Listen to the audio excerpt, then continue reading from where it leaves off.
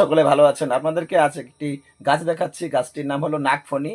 এটি ঘরে রাখলে ঘরে সাপ আসে না। আর বিশেষ গুণ হলো আ এই বিষয়ে অবশ্য আমি জানতে পারছি রাজস্থান আমার এক গুরু আছে রাজহংস চৌধুরী বিলওয়ারা জয়পুরের কাছাকাছি। আমি মার যখন ক্যান্সার বেমার হয়েছিল তখন সারাতে অ অনেক এই ক্যান্সারের মানে ওষুধ জানতে আমি ওখানে গিয়েছিলাম ট্রেনিং নিতে। তো ওইখান থেকে আমি জানতে পারি যে এই নাগফণির বিষয়টা। তো নাগফনি কি করে আপনার ভিতরে বাইরে যত ইনফেকশন আছে যেরকম স্কিন ডিজিজ হোক বা ভিতরে কোনো ইনফেকশন হোক সকাল একটি বিকাল একটি পাতা যদি কেউ চিবিয়ে খায় তাহলে দ্রুত ওই ইনফেকশন সেরে যাবে।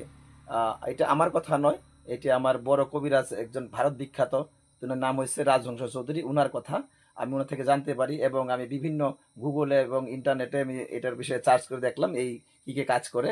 আপনারা এটা খাইতে পারেন, কোনো সাইড এফেক্ট নাই। তো সাইড এফেক্ট ছাড়াই আপনারা ভালো উপকার পেতে পারেন।